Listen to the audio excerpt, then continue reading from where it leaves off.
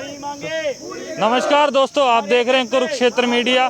मैं समय ताज पार्क में मौजूद हूं और यहां पर जोमेटो के कर्मचारी प्रदर्शन कर रहे हैं। आपको बता दें कि उनकी मांगे जो हैं वो बहुत ही गंभीर मांगे हैं।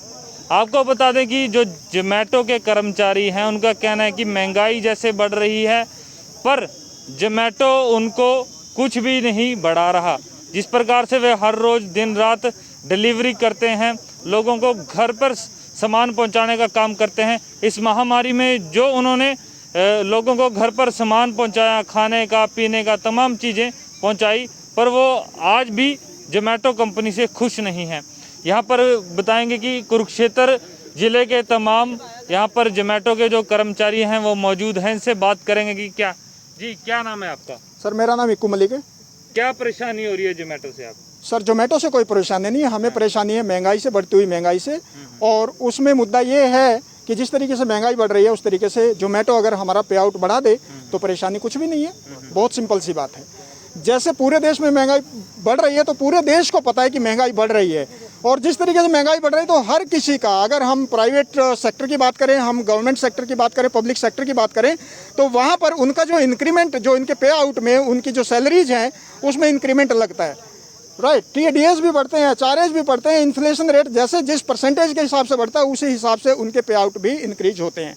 बट यहाँ पर सर कुछ ऐसा बिल्कुल नहीं हो पाया, बल्कि ऐसा होने की बजाय उल्टा ये हुआ है कि जो पे आउट बढ़ने चाहिए थे वो उल्टा कम होते जा रहे हैं। सर क्या महंगाई जब बढ़ती है तो क्या सैलरीज को या पे आउट को कम कर देना चाहिए?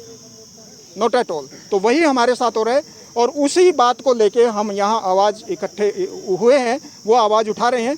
और हमारी अपील है जोमेटो के जो हेड्स हैं, जो ऑथराइज्ड पर्सनस हैं, जो रिप्रेजेंटेटिव्स हैं, वो एक बार आएँ, बैठें, मिलके एक म्यूचुअल अंडरस्टैंडिंग पे एक समझौता किया जाए कि हमारा पे आउट में इतना हाई कर दिया जाए और उसके बाद हम कंटिन्यू अपना काम करें, अपनी कंपनी के साथ जुड़ के काम करते रहें और अपने परिवार के जो बच्चे हैं उनका पेट पालते रहें। बस यही। कोरोना महामारी चल रही है, इस समय में भी आप लोग काम कर रहे हैं। बरसात हो, आंधी हो, तूफान हो, कस्टमर तक आप खाना पहुंचाते हैं, फिर भी आज आपको फिर नौबत आ गई कि आप प्रदर्शन कर रहे हैं। Sir absolutely right. मैं दिस इज़ अप्रिशिएबल। मैं आपका है ना बहुत तहे दिल से धन्यवाद करता हूं कि आपने इन चीज़ों को समझा।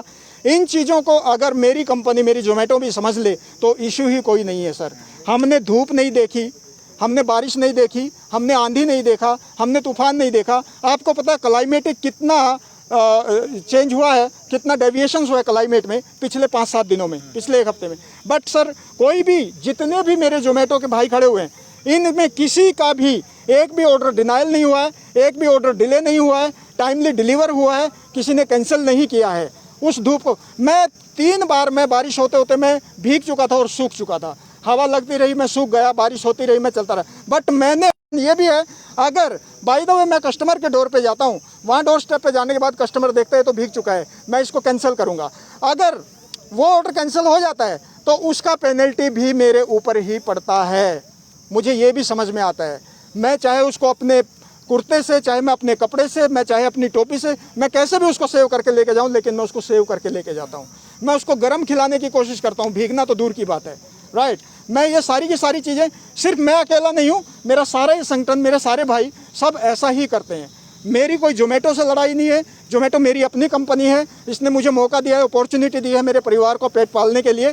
लेकिन मेरी सिर्फ इतनी गुजारिश है कि मेरे जो सीनियर्स हैं, जो ऑथोराइज्ड पर्सन हैं, वो इस चीज़ को समझ लें कि सर जिस तरीके से आप लोगों ने कस्टमर, ये महंगाई बढ़ने के बाद में कस्टमर का जो ऑर्डर हुआ करता था उसमें भी आपने रेट बढ़ा लिए हैं, मर्चेंट्स ने भी रेट बढ़ा लिए हैं, तो क्या हमारा नहीं बनता? सर इतनी सी गुजारिश है, बैठे आए, एक मुद्दे पर बात करें हम लोग कि कितने परसेंटेज से बढ़ाना चाहिए, कितना बढ़ाना चाहिए, और जहाँ पर एक सहमति बनती है सर उसको लागू किया जाए। And we will be continue, हम काम करते रहेंगे। अल्टीमेटली सर खाली बैठ के तो मेरा परिवार भी नहीं चलने वाला है।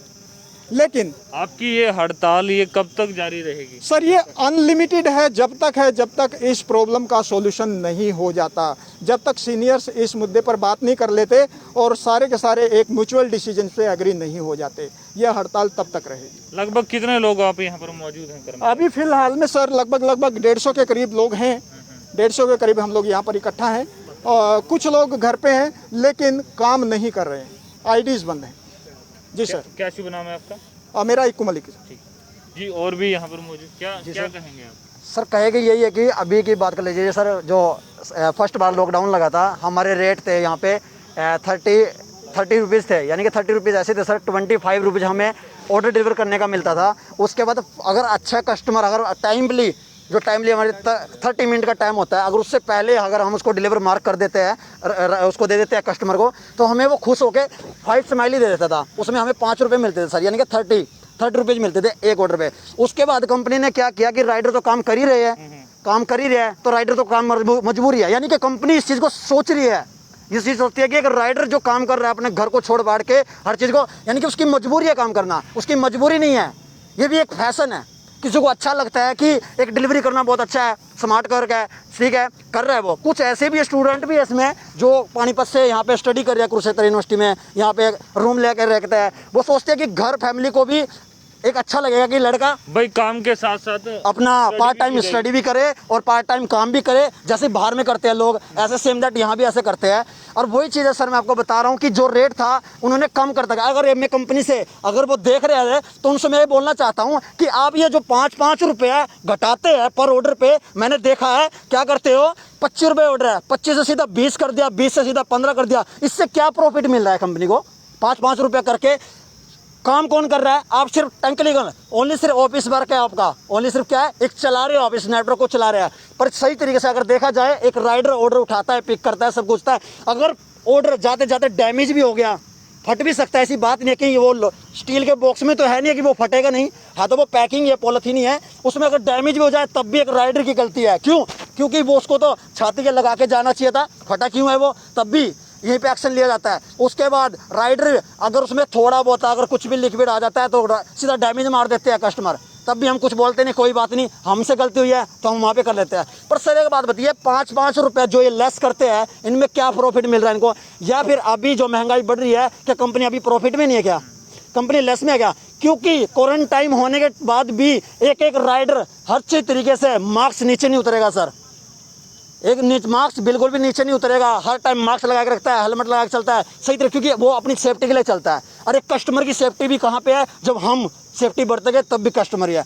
और क्या क्या समस्या है आप? समस्या सर यही है कि देखिए, जैसा हमारा पे आउट है, हमें मैंने बताया पहले भी कि पे आउट है हमारा 180 रुपीज़ का पे आउट होता है हमारा, कि पहला ताला तोड़ना पड़ता है सर।